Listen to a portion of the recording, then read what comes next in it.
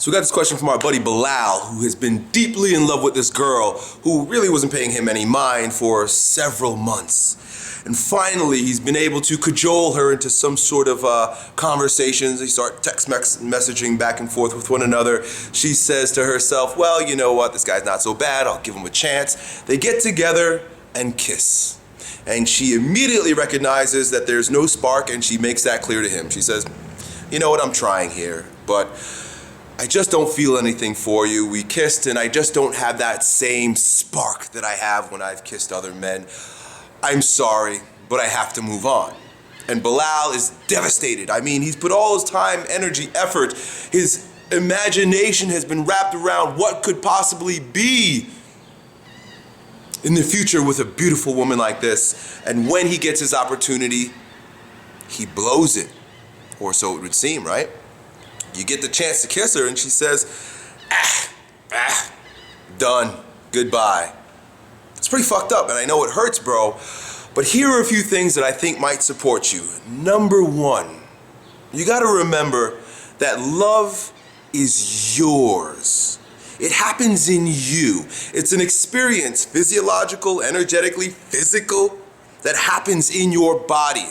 And it feels good because it is a letting go, it is a falling, right? So when you fall in love, that means you let go of many of our ego constraints. And it is just this euphoric floating feeling. That's why they say when someone's in love, it looks like they're floating, because they've let go of their grounding in many ways. You're floating, you fell, you're vulnerable. And it's a good feeling, right? I mean, that's why people take drugs, so they feel like they're floating, if they feel like they can escape for a moment. Love is an escape, and it's euphoric. So, the very first thing I would invite you to do is to extend gratitude, maybe not verbally or even let her know, but say in your heart, say a prayer of gratitude for the experience of falling in love, and gratitude for her, for the form that she is that has allowed you that experience. I know you're a young dude, and this is probably your first heartbreak. Okay? So that's the very first thing. Be grateful. Don't beat yourself up, because number two, it's not about you. Her not feeling the spark when you guys kiss doesn't mean that you are a poor lover. It doesn't mean that you had bad breath, unless she told you you had bad breath, then chew gum. But it really had less to do with who you are and what's happening inside you. And whatever is happening inside her happens to be what is the more important circumstance for that thing not happening, right?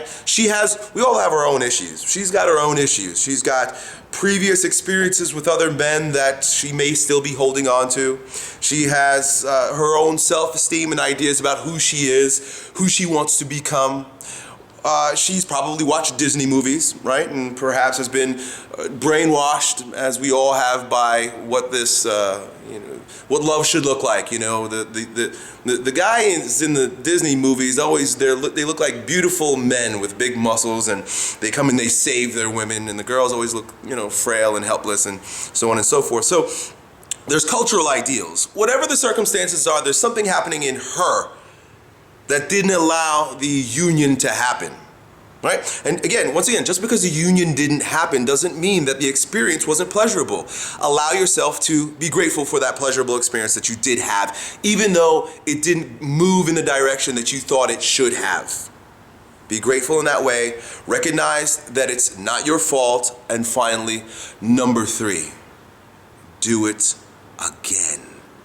Falling in love is vulnerable. And when you're vulnerable, you can get hurt. And when you get hurt, you begin building calluses, emotional calluses, thickening of your skin against the experience if it were to approach itself once again.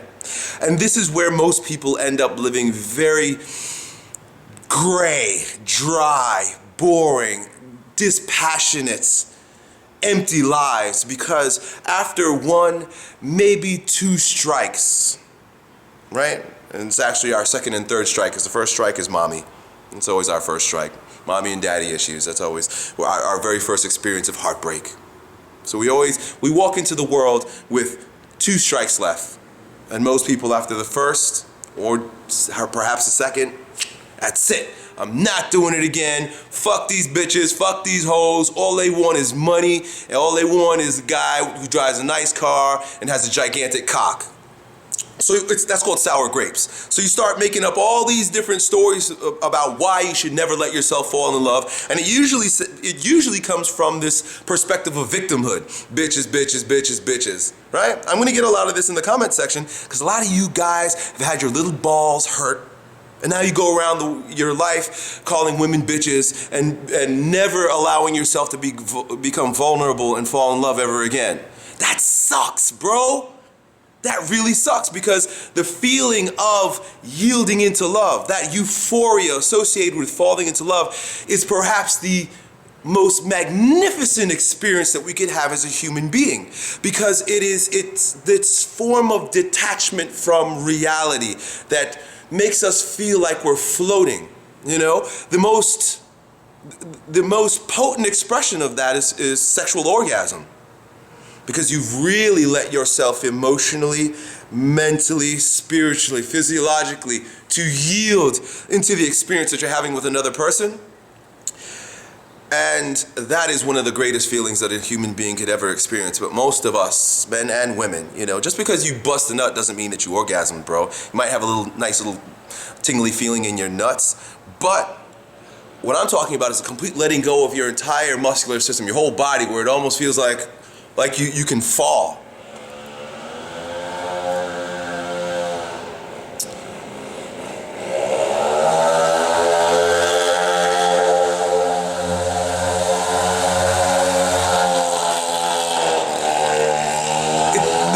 The scooter's like this fucking big. The guy's got to be about 260 pounds, and the scooter's like this big. And it makes more noise than anything I've heard in my fucking life. Why does the scooter have to make so much noise to go? A truck is bigger than that little fucking cock rocket that the guy is sitting on, and doesn't make half the sound. You know, does he think that's cool? I have no fucking idea. But anyway, where was I going with this? Sorry, I got distracted. Yeah, so allow yourself to fall. Allow yourself to experience love once again. If you get your heart broken, pick it up and go again. And go again, and go again. Allow your heart to be broken 1,000 times if you need to, in order to finally find someone who understands you, who appreciates you, who can fall with you. Do you understand? That's what you're looking for. But if you show up with all your baggage because of your heartbreak and you never allow yourself to fall again, you'll never really be able to experience the most potent pleasure that life has to offer. Done.